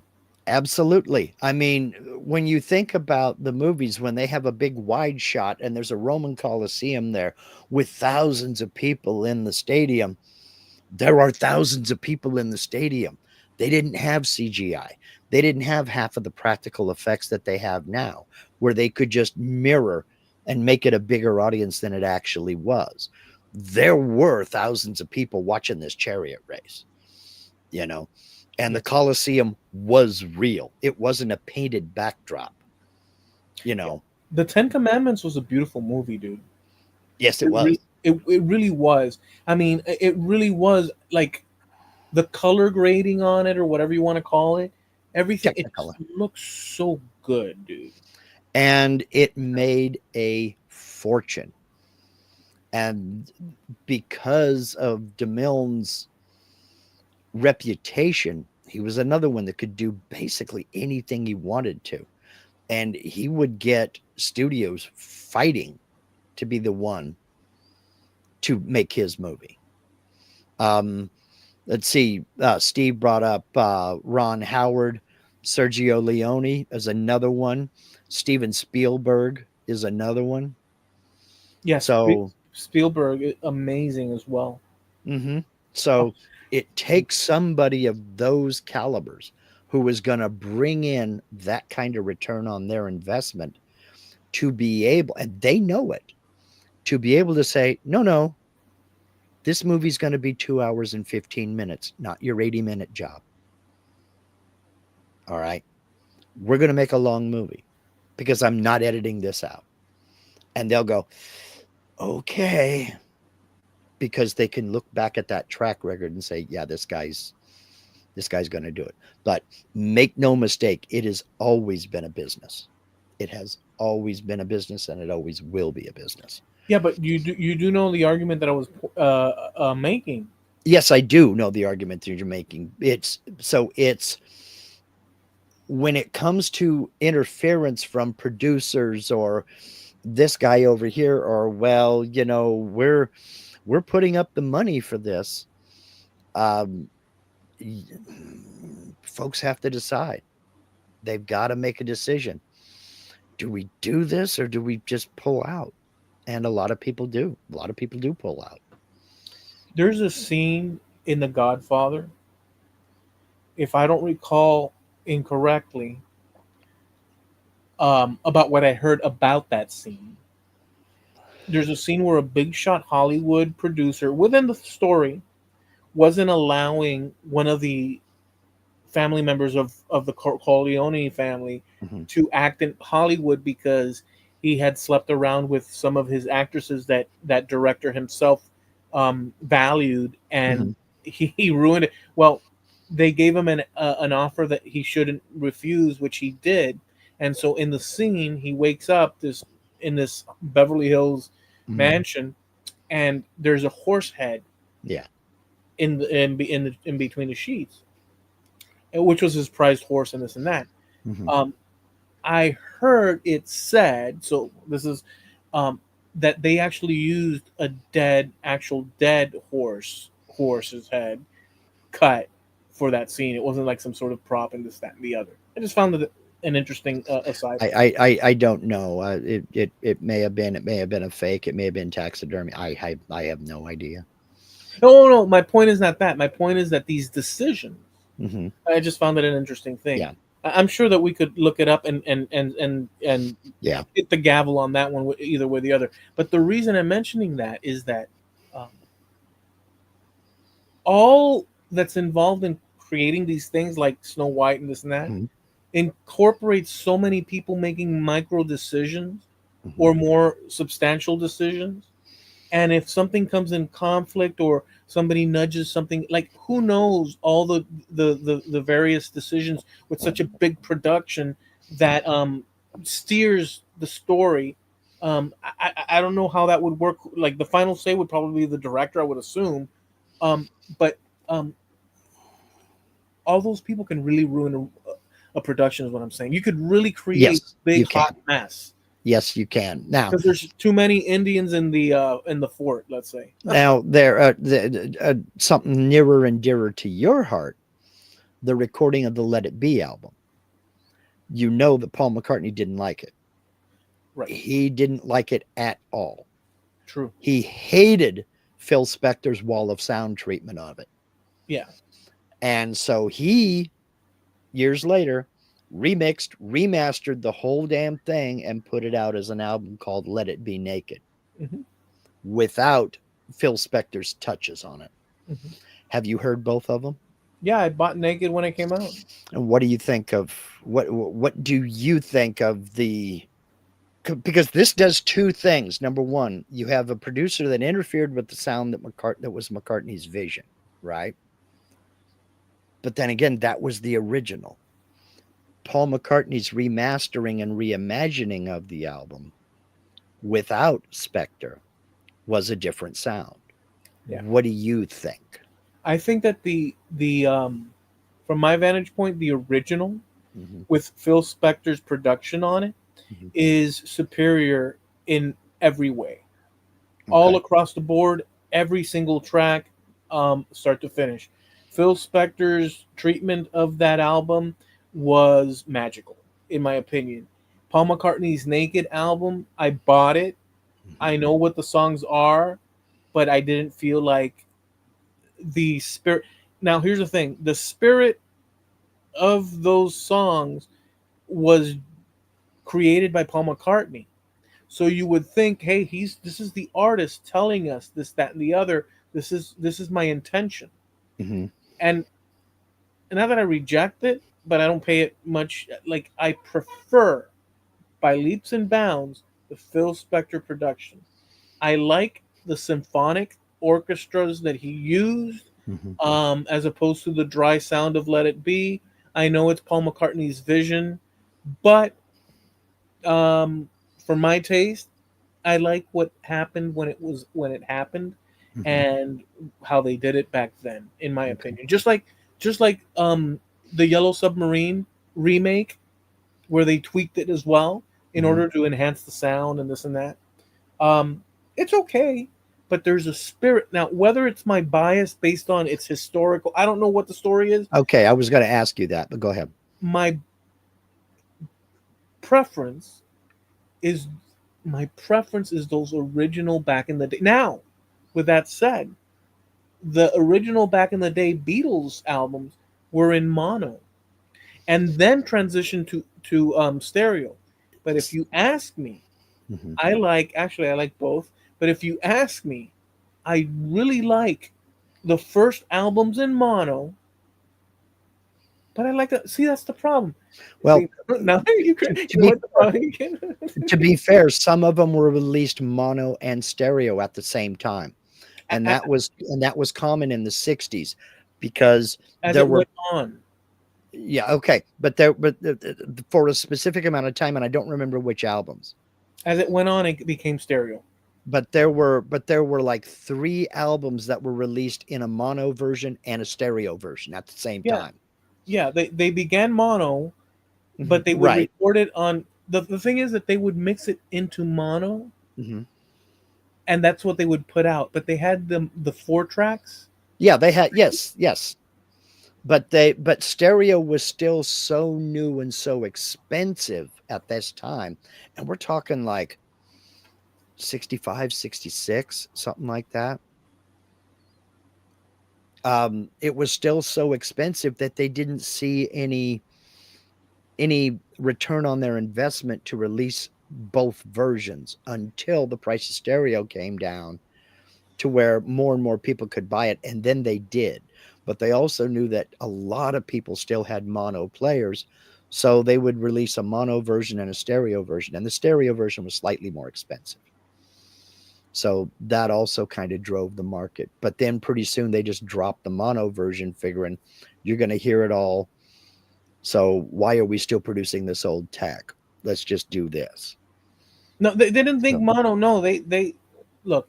They yes, all that they did the stereo and this and that. There's a particular time when things shifted from the mono to the stereo, but they mhm, always, as far as the interviews that I saw, not always. When it came down to Sergeant Pepper, they had mhm. some really intentioned ideas. Yes. But before that, and the further back, the more this was so, they themselves were in the studio addressing what the sound in mono would Mhm. be from one speaker, and Yes. that was the output that they said, this is the one we want for the Mhm. public. Yeah. Then later, it was the engineers that would then say, and now we'll do the equivalent, but in stereo. And Mhm. they were the ones that did the stereo panning. Right. So the Beatles were never involved in the early years Right. with any consideration of how it was going to sound stereo. And here's the Mhm. thing. Here's the thing. This is you put it into context so I could remember. In the early albums that they didn't touch Mhm. for stereo, I like the engineers' work on their albums that the Yeah. Beatles never even thought about tweaking. Mhm. Yep. Just like Phil Spector, Mhm. he wasn't part of the Beatles, but for Nope. that album he was, and I love it. Yeah. I We're do. not even we're not even going to get into quadraphonic, but yeah, there is a charm and a warmth to the old mono recordings that it's right. It needs to be. I can't imagine a remastered Beatles first album in stereo with panning and this, that, and the. I just can't imagine it. To me, it wouldn't be the same. No, no, no. I've heard them. They're Yeah. good. They're good as hell. They do have them. Mhm. Oh, I'm sure they do. I'm sure they're out there, but I've No, not bought one. no. If you put your headphones on, Hmm. it's badass. But then again, look, I'm biased because I like the Beach Yeah. Boys and the Beatles, either stereo or mono. I love them. Hmm. But when it And but when it comes to your question about the Let It Be album mhm, and the Naked album, mhm, in that case, I can tell you right now, it's too dry. The Naked one is too dry. yeah. I prefer Phil Spector's. Now, I was going to ask, and you've already kind of answered this. Do you prefer Phil Spector's because it was first, because it's the original, I and like the Naked too sentimentality of different? no, I like his orchestration. Okay, okay. So it is I on love the brass and the strings. a technical level then. And probably because it came first too, because I'm used to it. Yeah, yeah, But yeah, I really like I like the sentimental touches that Phil Spector added. I really yeah, do. You know, I really do. yeah. And that But dry, the naked one, it's okay. I mean, it's really hard to imagine Let It Be with with as it just with Paul at the piano. It's really hard to imagine that. It almost sounds like a torch singer in a sleazy, bar with just a piano and that kind of thing. It just didn't hit me right. And I'm like, yeah, sorry, Sir Paul. I mean, I understand you're one of the, most important musicians in rock and roll history, but I like this other guy's version better. I just do. one of I my mean, favorite albums from you cannot have Long and Winding Road without that orchestra. You can't. that's what I'm saying. It's very touching the way I think it's iconic. But Hmm. I was gonna say that one album from Paul McCartney from this side of the road in our era today, Hmm. in the 2000s world, that is, in my opinion, and often overlooked, I think a lot, and I Hmm. think it's is his album called Chaos and Creation in the Backyard. Nope, don't know it. I never listened. I may know songs from it, but I don't know that I know. The album cover Hmm. is an old picture of Paul McCartney as a kid, Hmm. and the theme is that, but the songs, I just there's something that Paul McCartney does every now and again where he encapsulates a feeling that I can dig, and he does that over and over again. And sometimes he misses, in my opinion. Sometimes he misses, but just generally, he freaking hits it like every freaking almost every like all a lot of the times he hits it, he hits it, he hits it, he hits it. And that was one of them. And a lot of people might think, that's just a toss away. I don't think so at all. Huh? It's a badass freaking album. Sure, the songs aren't like they're not on the radio, but it's a beautiful freaking album. Chaos and Creation in the Backyard. Greg wants to know how come it always devolves to the Beatles? Because we knew you were watching, Greg. We ain't Evolve. talked. We ain't talked about the Beatles in several episodes, but we saw your name, and I had to put one of them in there somehow. Any subject, by the way, Greg, any subject, it doesn't matter. If you really think about it, you can connect it to the Beatles. You can talk about, I don't know, 7-Eleven, and you're going to purchase a Slurp, and you can connect it somehow to the Beatles, and we This try. the six. This what is it? 6 degrees of Kevin Bacon. Well, this is the 6 degrees to the walrus. What did Steve say? Eloy needs to be able to write off his shrine somehow, Greg. No, that money was spent long ago. Also, like I have some sort of thing inside my house with all the beetles there, and like there's candles and the melted wax. Yeah. And Greg, that Nigerian prince, his name is Ringo. Why don't we go ahead and land? I know it's a little bit early, but why don't we go ahead and land the plane so I can go reset this connection so Linda can get back online? Okay. All right. All right. Well, listen, we thank you guys for coming. We hope you enjoyed it. We touched on a little bit of this, a little bit of that, and some of the other. And a little bit of the other. So we go live every Tuesday, 9:30 Eastern, 6:30 Pacific Coast time here on the Trampled Underfoot podcast show on YouTube. We also have a site over on Facebook, Trampled Underfoot podcast on Facebook. And finally, we have a website, which is trampledunderfootpodcast.com. Catch our past episodes over there. You can download them too onto your podcatchers. We're also sponsored by Harneal Media, your web solution. Not Spider-Man, Steve. But he's a web slinger just the same. Yeah, if you're even toying with the idea of a website, I'm here to tell you there's no better place to go than harnealmedia.com. Simply put, you're going to get 100% personalized service. He's going to do as much or as little as you want him to do. He's very competitively priced. You'll wonder how he gets away with doing it so cheaply. So do yourself a favor. If you want a web store where you can sell your items, your products, your services to the public at large without listing fees and without commissions, reach out to Steve. Go over to harnealmedia.com, click on that contact us button and shoot Steve a message. He will take care of you. He'll treat you right. That's harnealmedia.com, HARNEAL media.com, sponsor trampledunderfootpodcast.com. All right. Listen, guys, thank you for hanging out with us today. We hope you enjoyed the show and the rest of your week. Have a good one. Do the things you love, but obviously try and do them safe without some crazy jumping off some sort of, cliff or some weird thing or tightrope over a open fire. And don't name it after me. Yeah, we didn't suggest that. That. So we'll be back next week. Thank you for hanging out. We're out of here. See ya. Places. Reese's type, one each.